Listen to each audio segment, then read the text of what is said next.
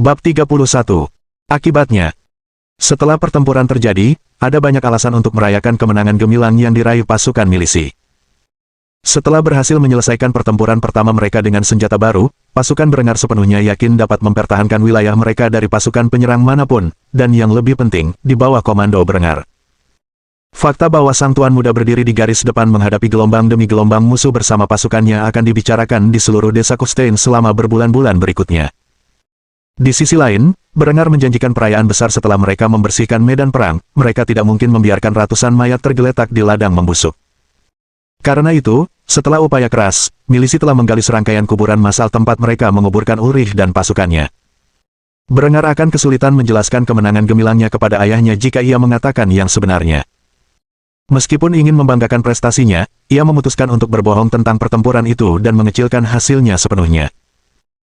Karena para prajurit dan ksatria kini telah melarikan diri dari wilayah Baroni Kustein, dan para petani yang melawan mereka telah dikepung, dibariskan di dinding, dan dieksekusi, tidak ada saksi mata atas peristiwa yang terjadi selain pasukan yang setia kepada Berengar, dan selama ia memberi perintah untuk tetap menceritakan kisah perang mereka sesuai dengan instruksinya, seharusnya tidak ada masalah dengan bocornya efektivitas senjata api miliknya. Kisah yang diceritakan Berengar kepada ayahnya tentang upaya pembunuhan Ulrich terhadapnya, pengerahan pasukannya, bagaimana mereka membangun pertahanan dan mempertahankan posisi dari ratusan pasukan petani. Pasukan profesional Lord sangat berbeda dari kenyataan.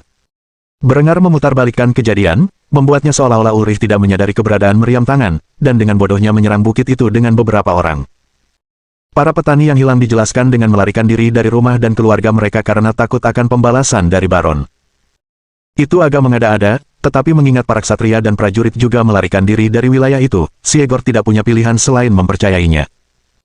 Lagi pula, meriam tangan sangat efektif melawan baju zirah ringan pasukan petani atau kekurangannya dan menakutkan bagi mereka yang tidak terbiasa dengan suaranya.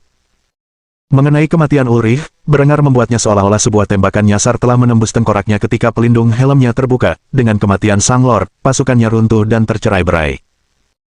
Siegor mengirim tim untuk menyelidiki ladang-ladang guna memastikan kebenaran informasi ini, tetapi tidak menemukan jejak kuburan massal dan hanya kuburan-kuburan kecil yang digunakan Berengar untuk menyesatkan Baron dan saudaranya, Lambert.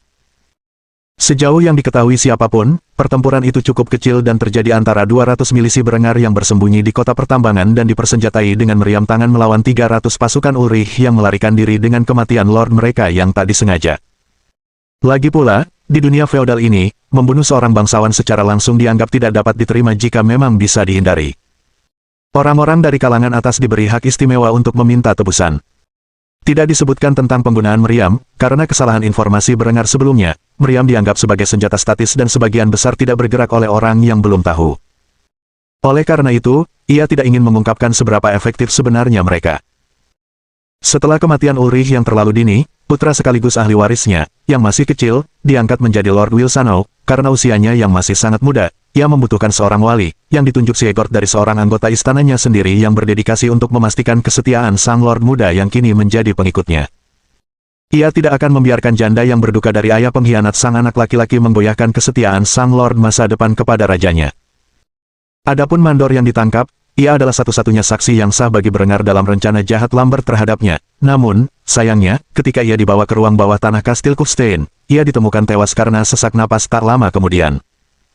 Peristiwa itu dianggap bunuh diri karena ia diduga mencekik dirinya sendiri dengan rantai yang mengikatnya. Namun, Berengar tahu bahwa ini jelas merupakan ulah Lambert dan sekutunya yang sedang membereskan kekacauan mereka. Satu-satunya saksi yang ia miliki atas rencana saudaranya adalah Linde, dan Berengar menolak untuk memainkan kartu itu. Linde adalah mata-mata yang berharga, tidak hanya untuk melawan Lambert tetapi juga ayahnya. Ia tidak akan membiarkan aset berharga seperti itu melawan musuh-musuhnya dalam upaya gegabah untuk mengungkap intrik Lambert. Jelas bahwa pasukan dan pengawal ayahnya telah dikompromikan. Jelas, ada faksi yang setia kepada Lambert di antara mereka, dan kekuatan seperti itu perlu dibersihkan ketika Berengar akhirnya berkuasa. Butuh waktu lama bagi Berengar untuk menjelaskan situasi genting yang menimpa ayahnya. Saat ia akhirnya bisa membersihkan debu dan kotoran dari tubuhnya yang kotor, hari sudah larut malam. Paranoia yang ia rasakan akibat terperangkap dalam kegelapan terowongan tambang selama berhari-hari mulai menguat saat ia duduk sendirian di bak mandi di kala senja. Saat ia mendengar pintu berderit terbuka dan derap langkah kaki perlahan mendekati lokasinya, ia merasa seperti ada pembunuh lain yang mendekat. Ketika langkah kaki itu akhirnya mencapai tempatnya, Berengar melancarkan serangan mendadak kepada calon pembunuh itu, menyeret mereka ke dalam kolam dan menekan kepala mereka ke bawah permukaan air. Entah kenapa, tak pernah terlintas dalam benaknya bahwa Linde masuk ke bak mandinya untuk bersama pria yang dicintainya. Lagi pula, ia telah berada di luar kendalinya selama beberapa hari terakhir sambil menunggu kabar tentang keadaan Berengar. Setiap hari Berengar terjebak, ia diliputi kecemasan dan keputusasaan, sampai-sampai ia nyaris tak mampu mempertahankan kedok sekutu Lambert. Butuh beberapa saat bagi Berengar untuk menyadari bahwa ia sedang menenggelamkan kekasihnya sendiri. Ketika akhirnya tersadar, ia segera melepaskan tangannya dan membiarkan kecantikan ilahi itu muncul kembali dari air mandi yang kotor, tempat Linde berjuang untuk bernapas. Berengar menatapnya dengan kaget dan ngeri, seolah ia bertindak berdasarkan naluri, dan baru menyadari apa yang ia lakukan setelah ia mencelakai Linde. Mata biru langit gadis itu dipenuhi air mata saat dia menatap Berengar dengan ketakutan. Dia tidak bisa tidak bertanya mengapa dia dihukum begitu berat. Apa-apaan ini? Kenapa kau melakukan itu? Berengar, yang sedang mengalami serangan panik akibat tindakannya, kesulitan bernapas, yang sangat menyakitkan karena tulang rusuknya yang retak. Karena itu, ia memegangi sisi tubuhnya dan meringis kesakitan sambil berusaha menjelaskan kepada gadis itu. Aku minta maaf. Aku mengira kau seorang pembunuh. Linde menatap rasa takut yang mendalam di wajah Berengar yang bersih tanpa noda dan langsung memaafkannya. Ia tak dapat membayangkan betapa pedih dan menderitanya Berengar saat terjebak dalam kegelapan tambang sendirian selama berhari-hari, bertanya-tanya kapan ia akhirnya akan memasuki pelukan maut. Karena itu, ia mendekatinya dengan hati-hati dan memeluk tubuh hangatnya, menyandarkan kepalanya di bahunya. Aku di sini untukmu jika kamu ingin membicarakannya. Baru setelah merasakan kehangatan dan kasih sayang tubuh surgawi Linde, ia mulai menenangkan diri dan menyadari bahwa ia tidak lagi berada di dalam gua menunggu kematian. Ia akhirnya tiba di rumah, dan meskipun ada musuh di tengah-tengahnya, mereka yang mencintai dan merawatnya jauh lebih banyak. Rasa paranoia dan ketakutannya segera berubah menjadi amarah yang meluap-luap saat ia mengendalikan emosinya dan mulai merencanakan kejatuhan adiknya. Saat itu, ia masih belum memiliki cukup bukti untuk menuntut bocah kecil pengkhianat itu. Ia telah terlalu lama bersikap defensif terhadap Lambert, dan kini ia akan berkonspirasi melawan adiknya sendiri dan membawa si bajingan kecil itu ke pengadilan. Ya, keadilan, bukan balas dendam. Ia tak mungkin membunuh adiknya sendiri dan dicap sebagai pembunuh saudara seumur hidupnya. Jika Berengar menginginkannya, ia bisa dengan mudah membunuh adik laki-lakinya di tangan Linde, meskipun itu tidak baik untuk hati nuraninya. Berengar tidak akan merendahkan diri untuk terlibat dalam pembunuhan saudaranya, setidaknya untuk saat ini. Jika Lambert benar-benar melewati batas, Berengar akan berusaha sekuat tenaga demi mencapai tujuannya. Sebaliknya, ia akan mengincar sekutu-sekutu saudaranya dan memutus dukungan Lambert satu persatu. Selain Pangeran Tirol, sekutu-sekutu Lambert sebagian besar adalah pengikut ayahnya dan pasukan yang mendukung mereka. Jika ia dapat mengidentifikasi mereka, ia akan lebih mudah menghabisi mereka. Karena itu, ia mulai berbagi rencananya dengan Linde, yang merupakan aset paling berharga Berengar dalam perang bayangan melawan saudaranya. Linde sayang, aku punya tugas untukmu. Mata Linde berbinar-binar, meskipun ia belum diberi imbalan atas perbuatannya sebelumnya, ia tahu itu hanya masalah waktu, dan dengan tugas baru berarti imbalan yang lebih besar. Karena itu, ia langsung menjawab dengan patuh. Ya, Tuan. Berengar menyipitkan matanya, di dalamnya tersimpan rasa murka yang besar dan hasrat untuk membalas dendam. Ia adalah pria yang tak kenal ampun kepada musuh-musuhnya, dan upaya pembunuhan baru-baru ini telah membuatnya semakin dendam, meskipun ia sendiri berkata bahwa itu adalah hasrat untuk keadilan. Saya ingin daftar nama setiap orang yang pernah membantu saudara saya dalam upayanya mendapatkan warisan. Siapa mereka, di mana mereka tinggal, kelemahan mereka, dan sejauh mana mereka membantunya. Jika ada yang mempertimbangkan untuk mengambil nyawa saya ingin tahu detailnya secara detail. Saya yakin ini sesuatu yang bisa Anda tangani, bukan? Linde mengangguk dengan senyum lebar di wajahnya saat dia berpelukan dengan Berengar. Apapun yang Anda minta, Guru. Berengar menatap sosok wanita muda nan cantik yang tak tertandingi di sebelahnya dan tersenyum licik. Ngomong-ngomong, aku ingin memberimu hadiah karena telah menyelamatkan hidupku. Apa ada keinginanmu yang ingin kupenuhi? Linde tersipu malu mendengar kata-kata itu, meskipun jauh di lubuk hatinya ia telah menunggu momen ini. Oleh karena itu, ia duduk di pangkuan Linde dan mulai bermesraan dengannya.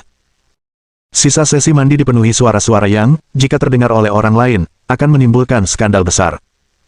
Meskipun demikian, mereka yang tinggal di kastil tidak menyadari satu suara pun karena pasangan itu menikmati waktu yang mereka habiskan bersama dengan penuh gairah.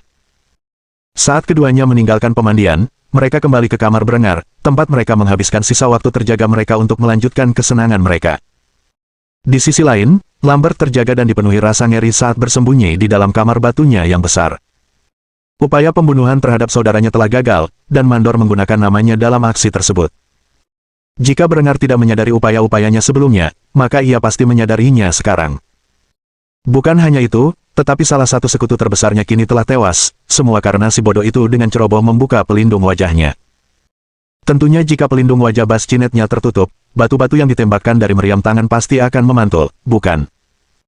Tentu saja, Lambert tidak tahu persis bagaimana Ulrich tewas, dan ia juga tidak tahu bahwa peluru timah yang ditembakkan dari senapan akan menembus bascinet dengan cara apapun jika ditembakkan dari jarak yang tepat. Sebaliknya, Lambert merasa ia mendapat keberuntungan, rencananya bocor ke Berengar, mungkin dari seseorang di bawah komandonya. Namun, bisa juga berasal dari salah satu dari banyak pekerja yang dibawa Berengar, yang curiga dengan tindakan sang mandor.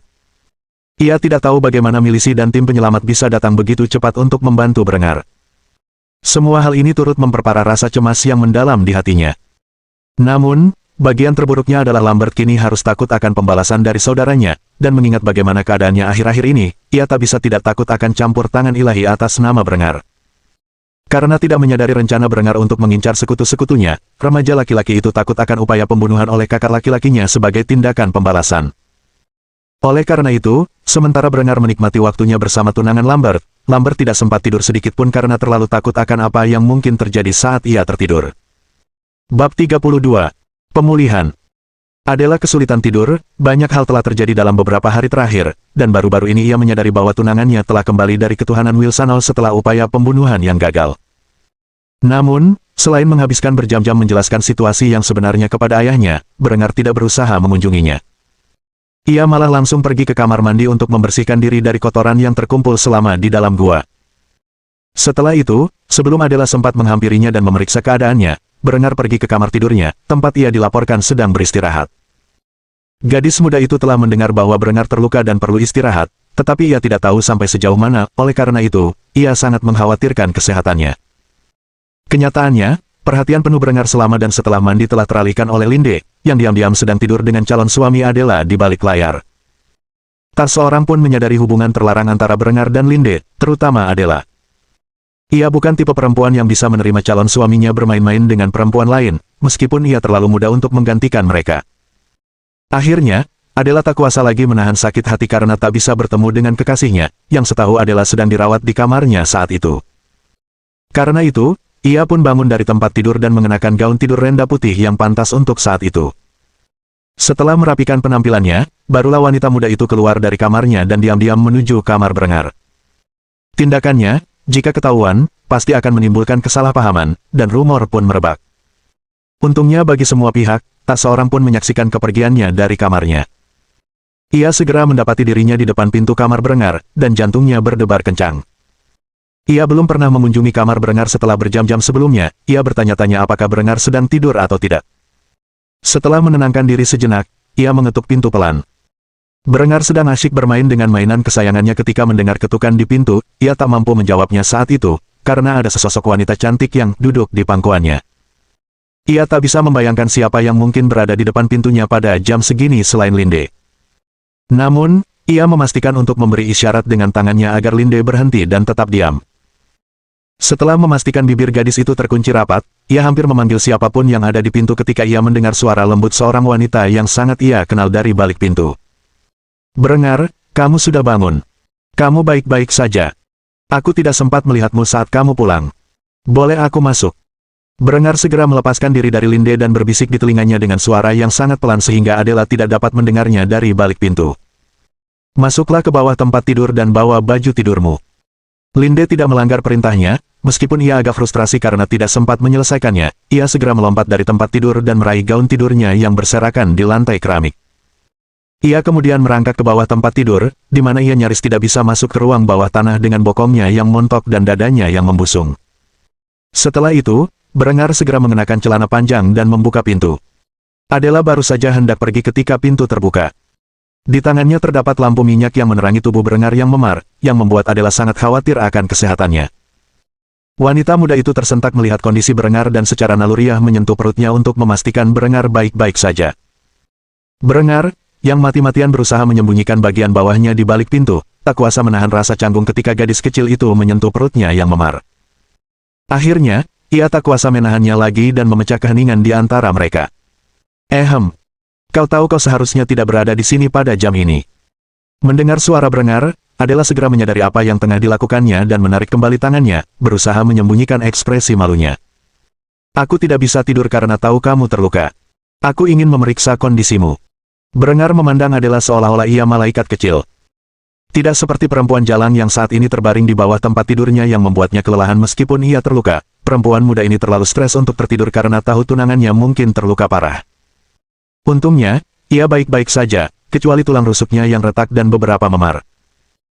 Secara pribadi, ia pernah mengalami yang lebih parah dan hampir tidak merasakan sakit kecuali ketika ia tertawa atau bernapas berat, tetapi ia tidak akan pernah mengakuinya kepada seorang gadis cantik yang mengkhawatirkannya. Berengar tersenyum, dan menjelaskan situasinya kepada gadis muda yang cukup baik hati untuk memeriksa kondisinya meskipun itu merusak reputasinya. Saya baik-baik saja, setidaknya, tidak ada yang mengancam jiwa. Jadi, Anda tidak perlu terlalu khawatir. Adela segera merasa lega karena calon suaminya tidak dalam bahaya apapun dan tersenyum menawan padanya. Baiklah, bagus. Apakah ada yang bisa saya bantu? Berengar tak mau menyia-nyiakan kesempatan itu cara untuk mendapatkan poin dari gadis kecil itu dan menggoda Linde. Karena itu, ia mengundang gadis itu ke kamarnya untuk mengobrol. Kamu keberatan masuk? Karena kamu di sini, ada beberapa hal yang ingin kubicarakan tentang upacara pertunangan kita. Pipi Adela memerah mendengar tawaran itu, sungguh tidak pantas bagi gadis seperti dia berada di kamar laki-laki setelah gelap. Yah, memang tidak pantas baginya berduaan dengan laki-laki di kamarnya, tapi dia sudah melakukannya beberapa kali. Di sisi lain, Linde mendengar kata-kata, upacara pertunangan, dan langsung mulai mengerutkan kening sambil berpikir dalam hati. Upacara? Upacara apa? Apa dia mengadakan pesta untuk merayakan pertunangannya? Kenapa aku tidak diundang? Kenapa aku tidak diundang? Kenapa Tuhan menyuruhku mendengarkan ini? Kejam sekali. Kerutan di dahinya langsung berubah menjadi cemberut karena merasa tersisih. Ia tahu ia hanyalah selirnya, tetapi hatinya tetap sakit setiap kali melihat Berengar merayu calon istrinya. Untungnya, Adela menolak tawaran itu.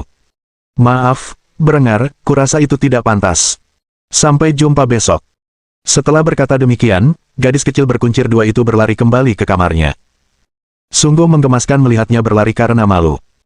Meskipun begitu, Berengar mengutarakan isi hatinya dengan lantang sambil mengalihkan perhatiannya kepada Linde, yang sedang merangkak keluar dari kolong tempat tidur. Mungkin aku terlalu menggodanya. Bagaimana menurutmu?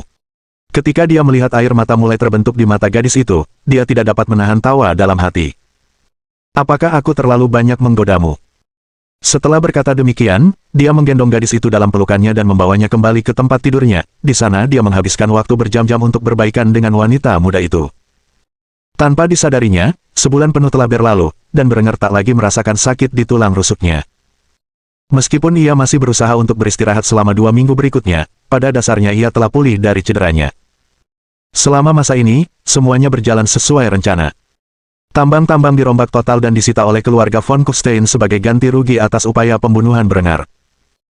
Keluarga von Wilsano sangat menderita akibat hilangnya tambang-tambang, pasukan profesional mereka, dan 1.500 petani, yang meskipun rumornya mereka semua tewas dalam pertempuran kecil di kota pertambangan, tak seorang pun pernah menemukan jejak kuburan massal tersebut.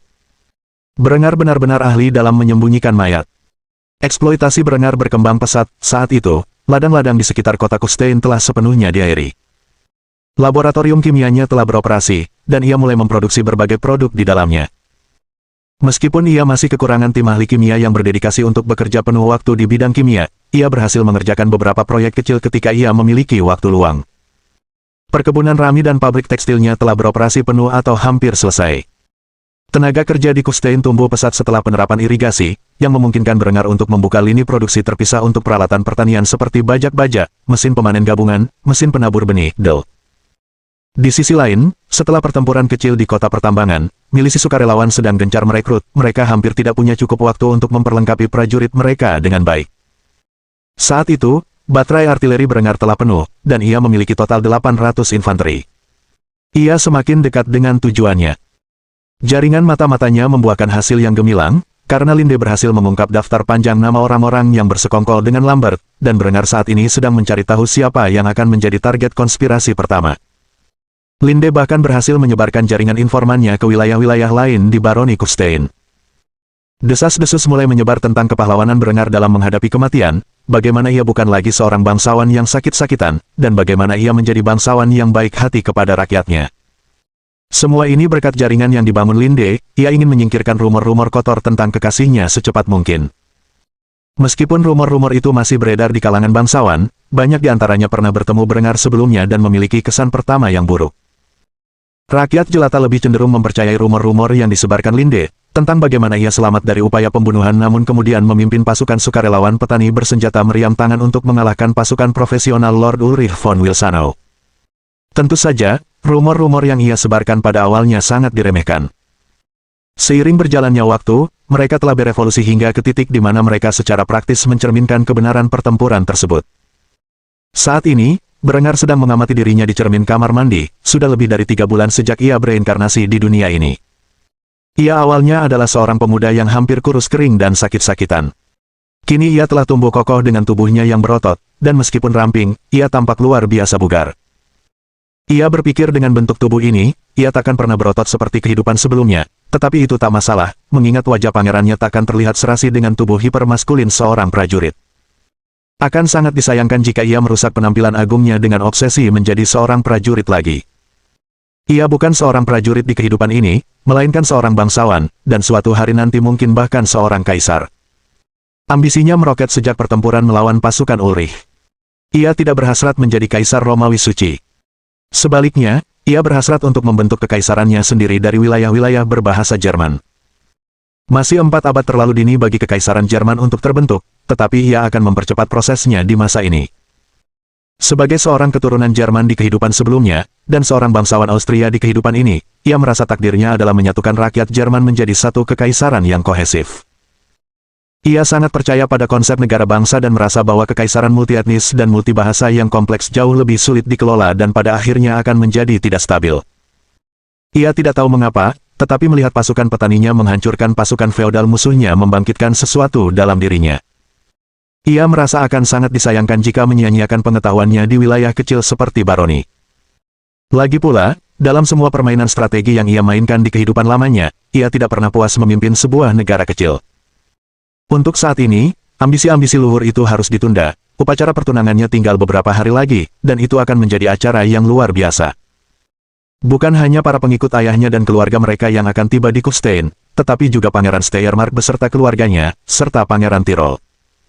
Linde memaksa Berengar untuk datang, sehingga ia mengundang ayahnya untuk datang, bukan karena ia sangat peduli untuk menghormati aliansi yang telah dijalin keluarga Berengar dengan ayahnya, tetapi karena ia menginginkan undangan resmi, alih-alih sekadar hadir.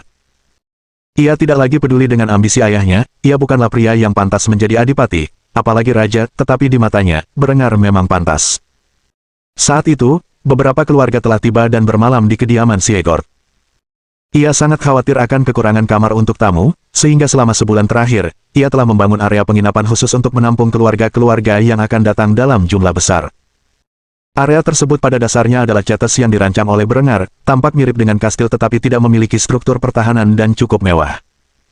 Mereka cukup mampu menanggung biaya tersebut setelah penjualan baja besar-besaran.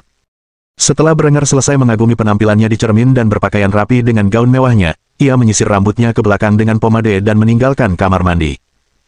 Hari ini adalah hari yang baru, dan ia harus menyambut banyak tamu selain Adela. Banyak juga musuh-musuhnya yang muncul, dan ia akan berusaha sebaik mungkin untuk mengetahui kelemahan mereka di hari-hari berikutnya. Tak seorang pun yang berkomplot melawannya akan luput dari amarahnya. Bab 33. Waktu minum teh. Berengar menggandeng tangan Adela saat ia berjalan berdampingan dengannya menuju ruang makan, tempat para tamu undangan yang sedang menghadiri upacara pertunangan mereka sedang menikmati hidangan mewah. Para bangsawan dan wanita dari berbagai kalangan tak kuasa menahan diri untuk memuji para koki dan hidangan lezat yang mereka sajikan kepada para tamu. Tentu saja, semua hidangan tersebut adalah hidangan favorit Berengar dan pengetahuan kuliner yang ia bawa dari kehidupan sebelumnya. Meskipun beberapa hidangan hilang karena tidak tersedia, bahan-bahan utama yang kelak menjadi masakan Jerman tersaji dalam sebuah pesta untuk dinikmati oleh tuan dan para wanita di waktu luang mereka. Ketika Berengar memasuki ruangan, ia mengenakan mantel beludru hitam yang indah dengan sulaman emas. Mantel bulu hitam tanpa lengan yang indah juga dikenakan di atas mantel itu. Celananya senada dengan beludru hitam dan dijahit dengan rapi, dan saat ini ia mengenakan sepatu bot berkuda kulit setinggi lutut. Semuanya baru saja dibuat. Di leher dan bahunya terdapat rantai emas berhiaskan batu permata hitam. Pakaiannya yang mewah baru saja diproduksi di industri tekstilnya yang masih berkembang dan bergaya era Tudor, yang belum ada pada masa itu. Bagi para bangsawan dan wanita abad pertengahan yang berkumpul di ruangan itu, pakaian bergaya renaissansnya terasa baru dan mewah. Saat para bangsawan melihat sang tuan muda dan selera busananya yang unik, mereka tak kuasa menahan rasa takjub sekaligus iri. Apakah ini benar-benar tuan muda yang sakit-sakitan dan picik yang mereka kenal? Meskipun mereka semua telah mendengar rumor tentang transformasi Berengar baru-baru ini, tak satu pun dari mereka benar-benar mempercayainya sampai saat mereka melihatnya. Adela, tentu saja, berdiri di sampingnya, menggenggam tangannya dan mengenakan gaun bergaya Tudor dengan skema warna hitam dan emas yang sama. Meskipun usianya sudah lanjut, ia tampak sangat menawan berdiri di samping tunangannya. Banyak bujangan yang memenuhi syarat langsung murka karena putra seorang baron rendahan seperti Berengar telah merebut wanita muda yang begitu rupawan. Mereka tidak dapat memahami apa yang dipikirkan Pangeran Steiermark, membiarkan putri bungsunya menikah dengan putra dari keluarga bangsawan rendahan. Tentu saja, Otto bukan satu-satunya pangeran yang menikahkan salah satu putrinya dengan putra-putra Siegord. Dengan kedatangan Pangeran Steiermark dan Pangeran Tirol, banyak rakyat mereka datang untuk memberi penghormatan kepada tuan tanah mereka dan menghadiri acara yang biasanya merupakan acara lokal.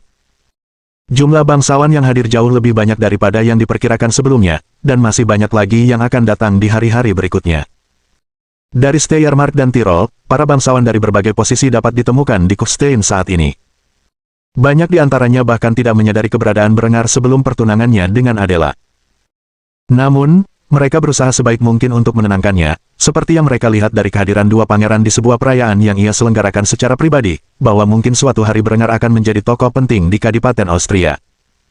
Linde berdiri di antara kerumunan di samping Lambert, menyaksikan Berengar dan Adela tiba dengan gaun rancangan baru, dengan rasa iri yang mendalam. Mengapa Berengar tidak memberinya gaun seindah itu? Jelas, ia tahu tidak pantas baginya, dan jika ia berlenggak-lenggok mengenakan gaun seindah itu, ayah dan tunangannya pasti akan langsung curiga dari mana ia mendapatkannya. Namun, perempuan muda itu tak kuasa menahan perasaan itu saat ia menatap Berengar dan calon istrinya yang berdiri di tengah ruang makan, bermandikan kemewahan. Sesuai rencana Berengar, para bangsawan melihat pakaian mewah baru yang dikenakan Adela dan dirinya, dan mau tak mau menghampiri mereka berdua untuk menanyakan di mana mereka membeli pakaian-pakaian indah tersebut. Tentu saja, Berengar mengungkapkan bahwa pakaian tersebut dirancang dan diproduksi di wilayah kekuasaan keluarganya, di dalam pabrik tekstil baru yang ia miliki sendiri.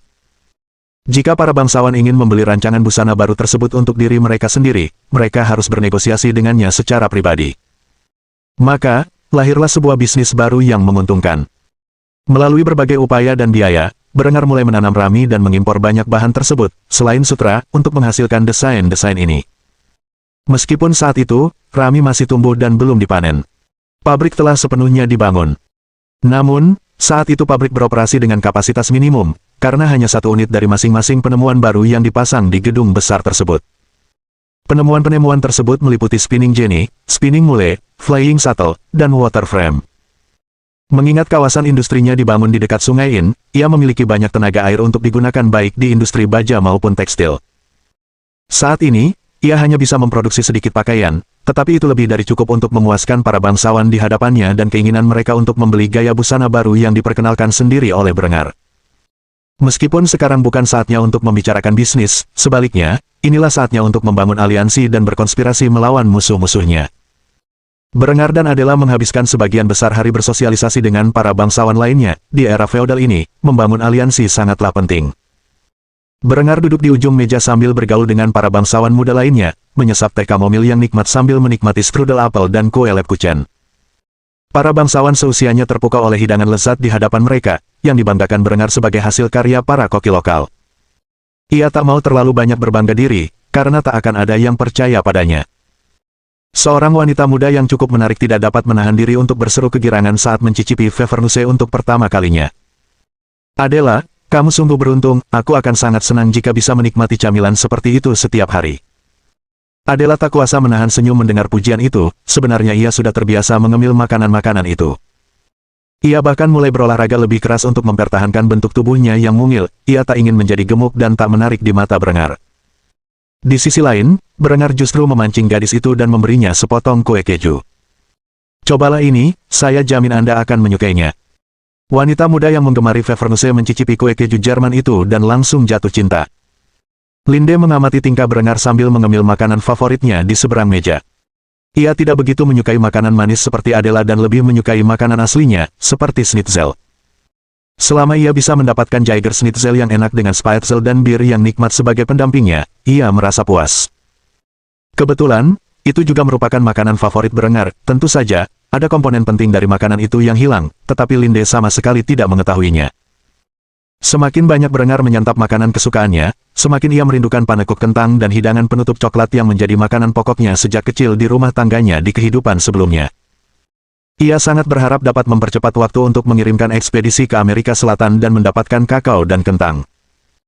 Namun, kesabaran adalah sebuah kebajikan, dan entah ia suka atau tidak, ia harus menunggu hingga ia memiliki cukup kekuasaan, pengaruh, dan kekayaan untuk mensponsori perjalanan tersebut. Karena itu, ia memilih untuk menikmati hidangan lezat di hadapannya karena ia bersyukur dapat menikmati hidangan lezat tersebut secara teratur. Di sisi lain, Lambert dikelilingi oleh sekutu-sekutunya, yang semuanya mulai mengobrol tentang hilangnya seorang lord yang merupakan bagian inti dari aliansi tersebut. Seorang pemuda yang dikenali Berengar sebagai Sir Ingbert Heltzer sedang mengobrol dengan Lambert tentang ketidakhadiran Ulrich. Benarkah? Apakah Ulrich terbunuh oleh proyektil nyasar yang ditembakkan oleh meriam tangan di tangan seorang petani? Lambert tak kuasa menahan diri untuk mengerutkan kening dan menepuk jidatnya mendengar pernyataan seperti itu. Ia tak tahu apakah klaim saudaranya itu benar karena tak seorang pun dapat menemukan jasad Ulrich.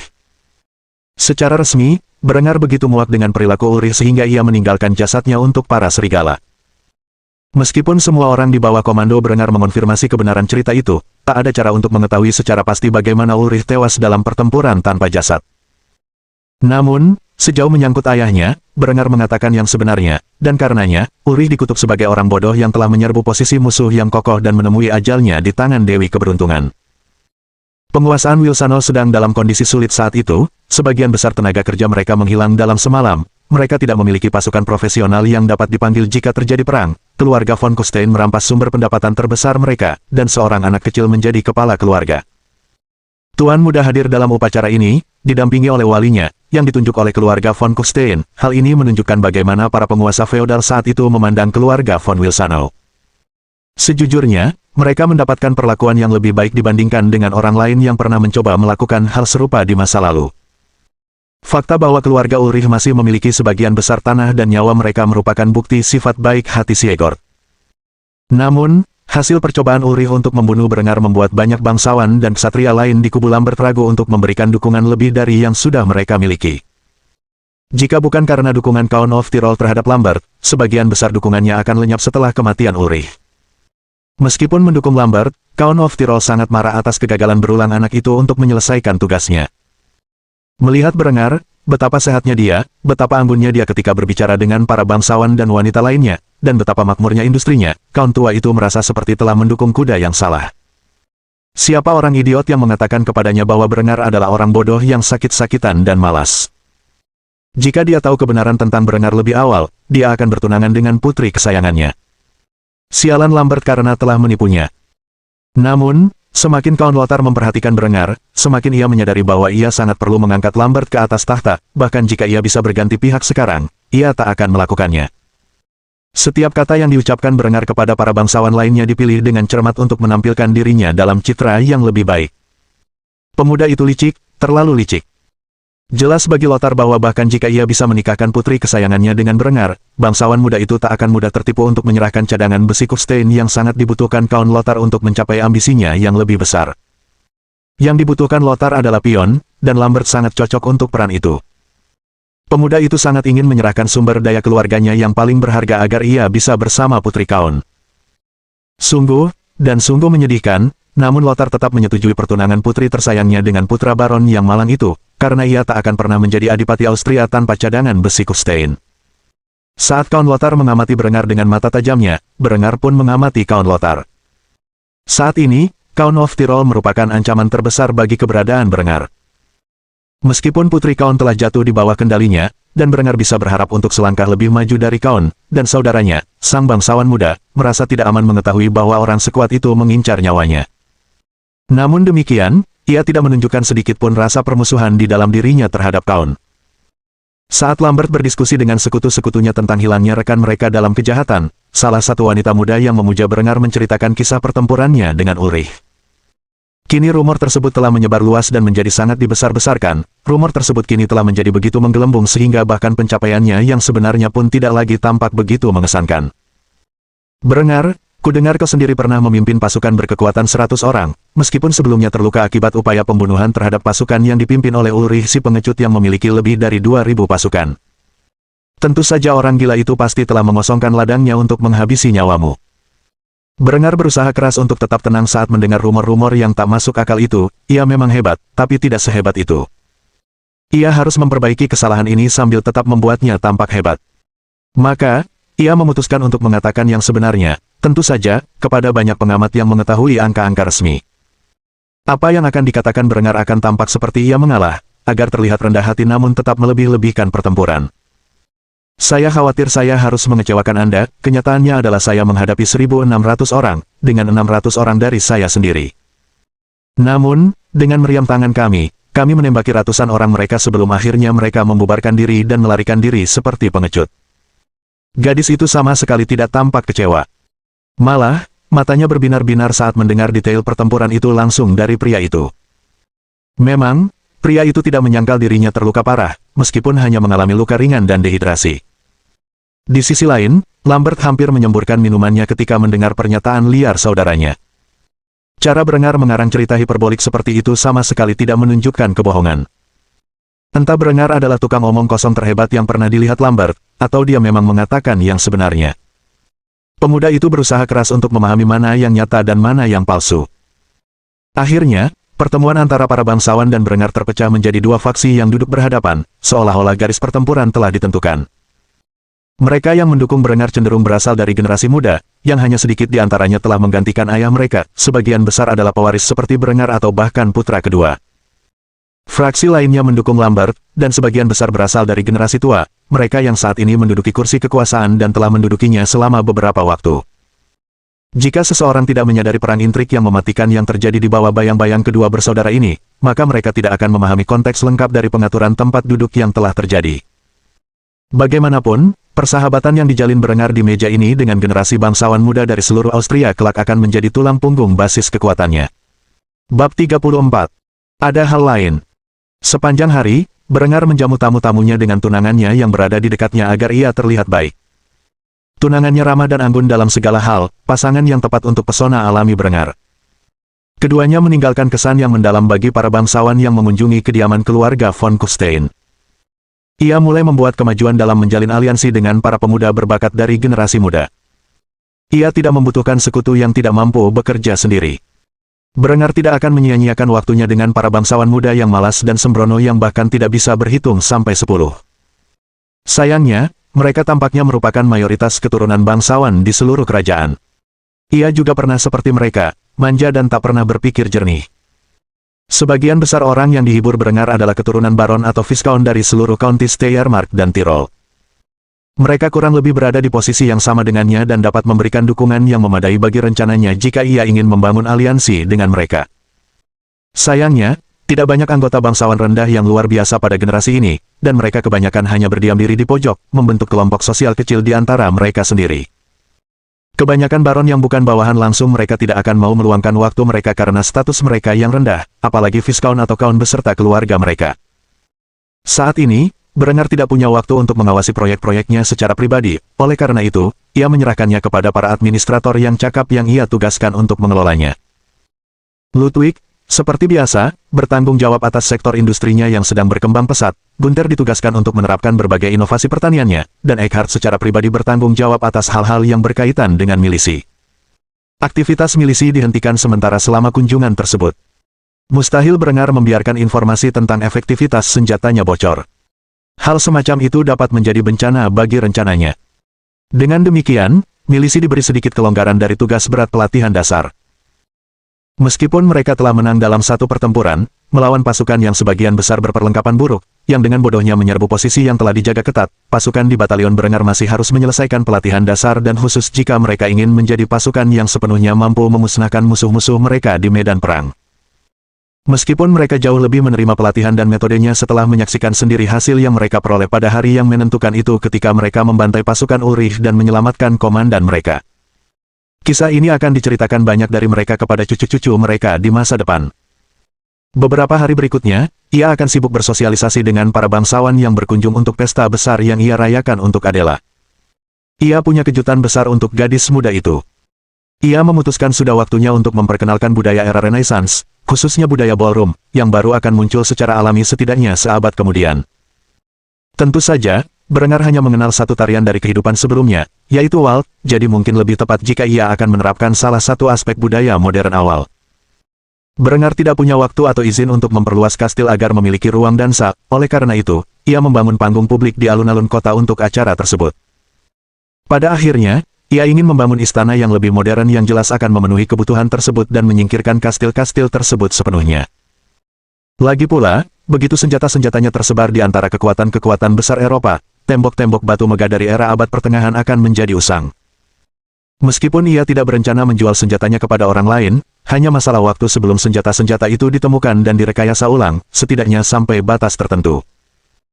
Mungkin butuh waktu bertahun-tahun atau bahkan puluhan tahun dengan kecepatan perkembangan saat ini, tetapi senapan dan meriam akan menguasai medan perang Eropa jauh lebih awal dalam garis waktu ini dibandingkan di masa hidupnya dulu, dan ketika itu terjadi, kastil-kastil besar akan menjadi masa lalu.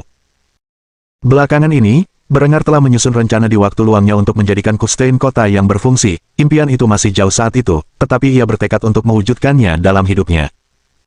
Jika ia ingin mencapai cita-citanya, ia membutuhkan kota besar sebagai pusat kekuasaannya, dan ia menolak meninggalkan tanah keluarganya hanya karena daerah lain lebih maju. Saat itu, Berengar sedang mengerjakan tata letak kota Kufstein yang diusulkan. Hari sudah larut malam, dan tamu-tamunya telah beristirahat. Ia bahkan telah menyuruh Adela ke kamarnya, yang kelelahan setelah bersosialisasi dengan keluarga bangsawan yang datang lebih awal. Saat itu, sebuah lampu minyak menerangi ruangan batu besar tempat ia tinggal. Saat itu hampir tengah malam, dan sebentar lagi, ia bisa mengharapkan ketukan di pintunya dan Linde yang sangat cemburu akan muncul dan menuntut perhatiannya untuk hari itu. Lagi pula, ia harus duduk di sudut Lambert dan tidak bisa bercakap-cakap dengan kekasihnya sepanjang waktu, sambil menyaksikan Lambert bersikap penuh kasih sayang terhadap Adela.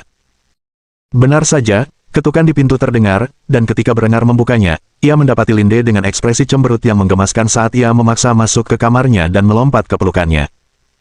Namun, sebelum Linde sempat mencium bibir Berengar, Berengar mengangkat tangan dan menghalanginya sebelum duduk di tempat tidur dan memberi isyarat agar Linde duduk di sebelahnya. Kesenangan malam mereka bisa menunggu, ia punya hal penting untuk dibicarakan dengan kepala mata-matanya.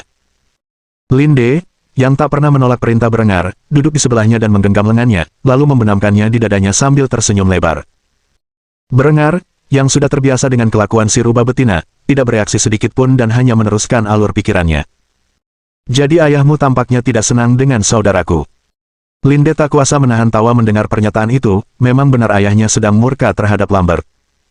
Lambert tak hanya gagal lagi membunuh Berengar, tetapi juga berhasil membuat Lothar kehilangan banyak bahan baku. Lagi pula, Ulrich telah menambang besi lebih banyak daripada yang dilaporkannya kepada Lige dan menjualnya kepada Lothar dengan harga lebih rendah. Itu adalah bagian dari aliansi yang telah mereka sepakati. Kini setelah Ulrich meninggal dan tambangnya disita oleh Siegord, ia tak lagi mendapatkan kiriman besi rutin dari Kufstein. Dengan demikian, rencananya untuk melengkapi pasukannya dengan senjata dan zirah terbaik mulai terhenti. Meskipun Sang Kaon dapat memperoleh besi dari daerah lain, ia telah berinvestasi besar-besaran dalam aliansinya dengan Lambert dan menginginkan keuntungan segera. Linde menyadari semua ini dan tidak dapat menahan tawa pada kenyataan bahwa musuh-musuh kekasihnya tidak akan pernah mampu mencapai tujuan mereka. Ayah sangat marah pada adikmu. Tapi, itu juga berarti dia akan menekan Lambert untuk melawanmu lagi. Kali ini, cobalah untuk tidak terjebak dalam perangkap mereka. Aku tidak tahu apa yang akan kulakukan tanpamu. Berengar memperhatikan ekspresi sedih di wajah gadis itu dan mulai menepuk kepalanya untuk menghiburnya. Saya akui saya ceroboh terakhir kali. Saya berjanji tidak akan mengulangi kesalahan itu. Linde tak kuasa menahan senyum mendengar janji yang diucapkannya, ada sorot tekad yang kuat di mata Berengar, yang ia anggap sebagai tanda bahwa Berengar akan menepati janjinya. Setelah itu, Linde mengungkapkan kekhawatiran terbesarnya yang telah mengganggunya sepanjang hari, tetapi ia belum bisa memberitahu Berengar sampai sekarang. Ada hal lain. Berengar mengangkat alisnya, dari cara wanita muda nan cantik itu bersikap, sepertinya ada sesuatu yang serius. Karena itu, ia menuangkan segelas anggur untuk dirinya sendiri sambil menawarkan satu lagi kepada wanita cantik jelita di sebelahnya. Namun, yang mengejutkannya, wanita itu menolak. Alih-alih menerima anggur itu, wanita itu menatapnya dengan tatapan tajam sambil meletakkan tangannya di perutnya. Saya hamil. Butuh beberapa saat bagi Berengar untuk mencerna kata-kata itu. Namun, ketika ia menyesap anggur dengan santai, di tengah-tengah minum anggur merah, ia menyadari apa yang dikatakan wanita itu dan hampir tersedak. Ia menatapnya tak percaya, berusaha keras memahami kata-katanya. Kamu apa? Linde kembali memasang ekspresi cemberut saat melihat Berengar tidak segembira dirinya. Faktanya, dia sangat khawatir dengan seluruh situasi tersebut. Kau dengar aku. Aku hamil. Kau akan jadi ayah. Berengar berusaha sekuat tenaga untuk tetap tenang sambil perlahan-lahan meneguk anggurnya, sambil mempertahankan penampilan yang berwibawa. Ini bukanlah sesuatu yang ia duga, tentu saja, mengingat bagaimana mereka berdua telah bertengkar setiap malam selama 1,5 bulan terakhir, ini adalah sesuatu yang seharusnya ia antisipasi. Otaknya dengan cepat memikirkan solusi, lagi pula, ia bahkan belum menikah dengan tunangannya, itu saja sudah merupakan skandal, tetapi kenyataannya tunangannya bukanlah ayah dari anak itu. Jika ada yang tahu tentang itu, reputasinya akan hancur seumur hidup. Berengar harus mencegah hal itu terjadi karena berbagai alasan, terutama karena hal itu akan sangat merusak hubungan diplomatiknya jika orang-orang tahu ia telah berselingkuh dengan tunangan adik laki-lakinya. Setelah beberapa saat berpikir keras, ia akhirnya sampai pada kesimpulan terbaik yang bisa ia pikirkan. Katakan itu milik Lambert. Katanya tegas sambil memerintah kekasihnya Bak Tuan yang mendominasi. Ia terkejut, jauh di lubuk hatinya. Ia berharap Berengar akan mengakui anak itu secara resmi dan menjadikannya anak haram yang sah. Dengan begitu, anak itu akan berhak atas gelarnya, dan ia tak perlu menikahi Lambert. Namun, Lambert justru mengatakan sesuatu yang terdengar bodoh, dan ia langsung menyuarakan kekhawatirannya. Lambert, sekalipun aku bilang itu miliknya, dia nggak akan percaya. Aku nggak pernah tidur sama dia. Berengar memelototi gadis itu dengan mengancam. Membayangkan saudaranya menyentuh kekasihnya membuatnya sangat marah, suaranya sedikit meninggi saat ia menegurnya. Dan kamu tidak akan pernah bisa. Menyadari bahwa dia telah meninggikan suaranya, Berengar menenangkan dirinya dan mengembuskan napas dalam-dalam sebelum memasang senyum lebar dan menyentuh wajah Linde yang ketakutan dengan telapak tangannya yang kuat namun penuh kasih. Kamu tidak perlu dia tidur denganmu untuk membuatnya berpikir itu miliknya, buat dia mabuk berat, buka bajunya, dan berbaringlah di sebelahnya.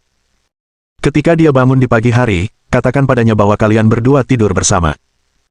Buatlah terlihat meyakinkan, tumpahkan sedikit darah di spray, agar dia tidak curiga. Setelah itu, dia mencium kekasihnya beberapa saat sebelum meminta maaf. Maaf, aku tahu keinginanmu untuk masa depan anak kita, tapi aku sedang dalam situasi genting saat ini. Aku tidak punya kemewahan untuk bertanggung jawab atas hal ini saat ini. Mungkin suatu hari nanti aku bisa menyatakan kepada dunia bahwa anak ini milikku dan cinta yang kita miliki satu sama lain, tapi untuk saat ini, itu belum pasti. Kumohon mengertilah. Linde menyeka air mata yang menggenang di mata biru langitnya yang indah, sebelum mengangguk mengiyakan permintaan Berengar. Saya mengerti, dan saya akan melakukan apa yang Anda minta. Setelah itu, pasangan itu menghabiskan malam bersama dalam pelukan, merayakan kelahiran kehidupan baru. Tanpa menyadari kesulitan yang akan menyusul karena kelahiran anak ini. Lagi pula, siapa yang bisa tahu masa depan yang jauh? Bab 35. Malam yang tak terlupakan. Beberapa hari telah berlalu sejak Berengar pertama kali mengetahui bahwa ia akan segera menjadi seorang ayah, dan sejauh ini, pasangan itu belum memberitahu siapapun. Saat ini, Berengar sedang sarapan dan menjamu tamu-tamunya bersama Adela. Hari itu adalah hari upacara pertunangannya, dan semua bangsawan yang diundang telah tiba dengan selamat di Kufstein. Selama beberapa hari terakhir ini, Berengar telah bersekongkol dengan Linde untuk menjadikan tunangannya sebagai ayah resmi bagi anaknya. Rencana itu akan mulai berlaku malam ini. Ulang tahun Lambert yang ke-16 hampir sebulan lagi, dan ia akan mendesak pernikahan secepat mungkin untuk menyembunyikan fakta bahwa kehamilan itu di luar nikah. Sesuatu yang akan berusaha keras disembunyikan oleh ayahnya. Jika berhasil, satu-satunya orang yang akan mengetahui garis keturunan asli anak itu adalah orang tuanya sendiri. Berengar telah menjadi ahlinya dalam menjaga kesopanan sosialnya di antara para elit Austria yang berkumpul di perkebunan keluarganya. Kini, semua rumor buruk tentangnya mulai memudar di benak orang-orang di pesta itu, mereka telah terbiasa dengan Berengar yang baru dan lebih baik. Selama masa ini, Berengar tidak tinggal diam dan hanya menjamu tamu-tamunya. Ia telah menyelesaikan beberapa transaksi untuk baja dan tekstil. Transaksi-transaksi ini akan mendatangkan kekayaan yang cukup besar bagi keluarganya. Perjanjian-perjanjian perdagangan ini pada akhirnya akan berkembang menjadi persahabatan dan bahkan mungkin aliansi suatu hari nanti. Seiring berlalunya hari, ayahnya semakin menunjukkan sikap positif terhadapnya. Berengar yakin bahwa hari di mana ia resmi menjadi wali atas tanah keluarganya sudah dekat. Saat ini, ia tengah berdiskusi dengan calon ayah mertuanya tentang keadaan industri pembuatan baja miliknya. Tenang saja, Kau Noto, kami sedang berupaya meningkatkan laju produksi baja. Kami sudah mulai membangun lini produksi kedua di kawasan industri kami. Tak lama lagi, kami akan mampu memproduksi baja 2 kali lipat dari kapasitas produksi kami saat ini. Intinya, yang dimaksud Berengar adalah semakin banyaknya tungku sarang lebah, tanur sembur, dan konverter besemer yang sedang diproduksi. Dengan berkurangnya kebutuhan tenaga kerja tani, banyak petani yang menganggur secara aktif beralih ke pekerjaan pabrik atau pekerjaan terampil. Seiring berlalunya hari, kota Kufstein bertransformasi dari kota pertanian kecil menjadi kota yang sesungguhnya, penuh dengan beragam profesi. Sang Kaon tersenyum mendengar kabar itu, ia akan terus membeli baja dari Berengar, lagi pula, kualitas dan kuantitas baja yang diproduksi Berengar jauh melampaui siapapun yang dikenalnya. Meskipun Berengar berencana memanfaatkan baja tersebut dalam berbagai aspek, ia tetap menjual kelebihannya kepada mereka yang berminat, dan banyak yang menginginkan bagiannya. Sang Kaon kini memutuskan untuk beralih ke topik yang lebih pribadi untuk memastikan Berengar cocok untuk putri bungsunya. Apakah kamu tertarik pada putriku? Berengar tidak menyangka akan mendapat pertanyaan seperti itu. Namun, ia tidak bisa jujur mengatakan bahwa gadis itu terlalu muda untuk membuatnya bersemangat. Kalau tidak, Adela mungkin akan salah paham, dan ia mengamati reaksinya dengan saksama. Selama ini, Adela curiga Berengar menganggapnya seperti anak kecil, atau lebih buruk lagi, adik perempuannya. Berengar tidak pernah menatapnya seperti yang ia lihat saat menatap Linde pada malam pertemuan pertama mereka, dan itu mengganggunya. Dia adalah wanita muda yang cantik, masih banyak tahun lagi yang harus dilaluinya untuk membentuk tubuhnya. Jawaban Berengar terhadap pertanyaan Pangeran Otto cukup memuaskan bagi bangsawan tua itu, tetapi bagi Adela, dia bisa tahu apa maksud sebenarnya dari pria itu dan cemberut mendengar jawaban itu sambil bergumam lirih. Berengar bodoh. Meskipun tak seorang pun mendengar pernyataan ketidakpuasannya, Berengar dapat melihat dari raut wajah gadis muda itu bahwa ia sedang merajuk. Jelas baginya bahwa gadis itu memahami makna tersembunyi dalam pernyataannya. Di sisi lain, Kaon Otto mengangguk perlahan dan menerima kata-katanya. Bagus, penting bagi pasangan untuk saling tertarik. Aku tahu aku pasti tidak akan pernah menikahi istriku jika dia berwajah anjing. Berengar hampir tertawa mendengar pernyataan itu dan raut wajah istrinya, yang duduk di sebelah sang Kaon ketika mendengar kata-kata suaminya. Kaon Otto adalah pria ramping berusia 40-an, ia berambut pirang kemasan pendek dan berwajah bersih. Namun, tidak seperti putrinya, ia bermata hijau zamrud. Dari Konteslah Adela mewarisi mata safirnya yang dalam. Sebuah sifat yang umum dimiliki oleh Berengar dan mereka berdua. Lagi pula, Ibu Adela adalah bibi Berengar dan dengan demikian berasal dari lubuk gen yang sama dengan Berengar dan keluarganya. Bibi Berengar bernama Wanda dan telah menikah dengan sang bangsawan bertahun-tahun yang lalu, seperti putrinya.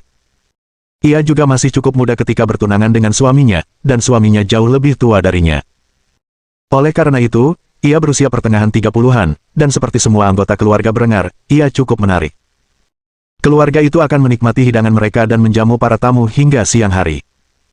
Setelah itu, Berengar berhasil lolos dari kerumunan tamu yang tak terhitung jumlahnya yang berada di Kufstein dengan tujuan semata-mata untuk mengunjunginya. Ia mencoba melepaskan diri dari stres karena berbicara dengan begitu banyak orang tak dikenal selama berjam-jam. Baru pada awal pesta, Berengar akhirnya tersadar dari kesendiriannya. Pesta diadakan di luar ruangan di pusat kota, saat itu adalah malam musim semi yang cerah, dan angin sepoi-sepoi di udara menambah suasana yang menyegarkan. Ada area berpagar yang berisi berbagai meja dan hidangan di atasnya. Banyak bangsawan sedang menikmati makanan, anggur, dan bir mereka sambil berbincang. Barulah Berengar berdiri dari kursinya dan membawa Adela ke lantai dansa besar yang didirikan atas perintahnya. Ia mengenakan pakaian yang sangat memukau untuk malam itu, dan berdiri di sampingnya adalah Adela, yang juga berpakaian sama mewahnya. Berengar memegang tangan gadis itu dan mengajukan pertanyaan yang tak terduga di hadapan hadirin, yang membuatnya sedikit malu. Bolehkah aku berdansa? Ia tak tahu harus menjawab apa dan mengangguk penasaran. Karena itu, Berengar mengajaknya ke lantai dansa di hadapan para bangsawan yang sedang menyaksikan dengan tatapan ingin tahu. Pandangan mereka tertuju pada Berengar dan Adela yang berdansa waltz bersama mengikuti alunan musik latar. Meskipun Adela tidak menyadari seluk-beluk waltz tersebut, ia segera menangkapnya saat Berengar membimbingnya. Saat matahari mulai terbenam, keduanya berdansa bersama sepanjang malam di bawah cahaya 1000 lilin dan bulan purnama. Meskipun para pria di antara penonton awalnya mengejek pasangan itu saat menari, para wanita langsung terinspirasi oleh pemandangan luar biasa itu dan dengan cepat merasa iri pada Adela. Tak lama kemudian, mereka meminta pasangan mereka untuk mengajak mereka berdansa juga. Meskipun mereka tidak tahu waltz, mereka tetap berpartisipasi dalam tarian rakyat tradisional daerah asal mereka. Dari pinggir lapangan, para petani memandangi berbagai kekuatan feodal di daerah-daerah tersebut saat mereka terlibat dalam tradisi baru dengan beragam ekspresi. Ada yang iri, ada yang bingung, dan beberapa sama sekali tidak tertarik. Meskipun satu hal sudah pasti bagi penduduk kota Kufstein, Berengar kembali melakukannya dengan ide-ide gilanya. Adela langsung terpesona oleh senyum lebar Berengar saat ia berdansa semalaman bersamanya. Setelah beberapa jam berdansa dan bersosialisasi, keduanya akhirnya duduk. Banyak pasangan yang hadir melanjutkan dansa sementara sang bangsawan muda, dan tunangannya kembali duduk di meja utama. Lambert menawarkan diri untuk berdansa dengan Linde, tetapi ia langsung menolak. Jika ia ingin berdansa dengan pria manapun, ia pasti akan berdansa dengan Berengar. Tentu saja, ia tidak bisa mengatakannya secara langsung, jadi ia menyatakan bahwa menurutnya seluruh aksi itu kekanak-kanakan. Berengar, di sisi lain, baru saja memulai rencananya untuk menjebak adik laki-lakinya, karena itu ia membawa beberapa cangkir bir dan memerintahkan para pelayan untuk terus membawakannya. Ayo, Lambert, kita minum untuk merayakan pernikahan kakakmu tersayang. Mata Lambert langsung menyipit saat ia menatap Berengar dengan penuh kecurigaan. Kini, Berengar sepenuhnya menyadari rencana jahat yang ditujukan kepadanya. Namun, ia dengan riang menawarkan untuk minum bersamanya di depan umum. Apa maksudnya? Namun, Lambert tidak bisa menolak dan dengan hati-hati menyesap birnya. Ketika ia memastikan bir itu tidak beracun, ia mulai minum lebih banyak. Lagi pula, beberapa hari terakhir ini sangat melelahkan baginya, karena Count Lothar terus-menerus memarahinya atas kegagalannya. Tak lama kemudian, Lambert menghabiskan minumannya, begitu pula Berengar, dan tuan muda itu memberi isyarat agar 2 minuman lagi dibawa ke meja sambil menggoda adik laki-lakinya. Mau taruhan persahabatan, adik kecil? Tatapan dingin Lambert tertuju pada Berengar saat ia menyeka sisa bir dari mulutnya sebelum bertanya apa yang dimaksud Berengar. Taruhan macam apa? Berengar meneguk bir di tangannya dan meletakkan cangkirnya tepat di sebelah cangkir pertamanya. Sederhana saja, kita minum, orang pertama yang menjatuhkannya harus berlari mengelilingi halaman dalam keadaan telanjang saat fajar menyingsing. Lambert mengejek perilaku kekanak-kanakan Berengar, tetapi ia tahu saudaranya bukanlah peminum berat, yang akan menjadikan ini kesempatan bagus untuk mempermalukannya. Maka Lambert dengan bodohnya menerima syarat-syarat pertaruhan dan mulai bersaing dengan saudaranya dalam permainan minum. Berengar tua itu mungkin bukan peminum berat, tetapi sebagai seorang prajurit di masa lalunya, yang sering terjebak di barak tanpa melakukan apapun, Berengar telah menjadi peminum yang cukup berpengalaman.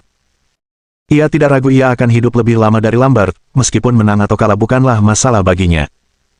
Tujuan utama Berengar adalah membuat Lambert mabuk berat sehingga ia tidak akan ingat malam sebelumnya. Dalam skenario terburuk, Berengar harus menanggalkan pakaiannya dan berlari di sekitar halaman kastil saat fajar, apa kata pepatah lama. Siapa yang berani menang? Karena itu, kedua bersaudara itu mulai minum bir seolah tak ada hari esok, yang tak luput dari perhatian para tamu pesta lainnya yang mulai menyemangati mereka. Saat keduanya melahap alkohol, Berengar memasang ekspresi tenang di wajahnya, ia peminum ulung yang bisa minum lebih dari selusin bir dan masih bisa beraktivitas dengan baik keesokan harinya. Lambert, di sisi lain, jauh lebih ringan dari yang ia duga. Saat Lambert mencapai bir ke-6-nya, ia praktis tak bisa bicara.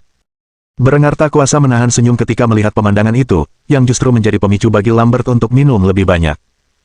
Saat mereka mencapai 15 bir, Lambert hampir pingsan, dan sebagian besar kemampuan kognitif Berengar masih utuh. Melihat keadaan Lambert, Linde akhirnya mendesak kedua anak laki-laki itu untuk menghentikan kontes mereka. Kita seri saja, ya, teman-teman. Sudah malam. Lambert benar-benar terpukul pada titik ini dan hampir tidak dapat mengucapkan satu kalimat pun. Das, benar. Gambar. Berengar terkekeh pelan sebelum dia menerima persyaratannya. Baiklah, kita seri saja. Istirahatlah, adikku. Setelah itu, ia berdiri dari kursinya dan pergi bersama Adela menuju kastil. Ia mempercayai Linde untuk mengurus sisanya. Linde, tentu saja, langsung membantu tunangannya yang mabuk dan menyeretnya ke kamarnya.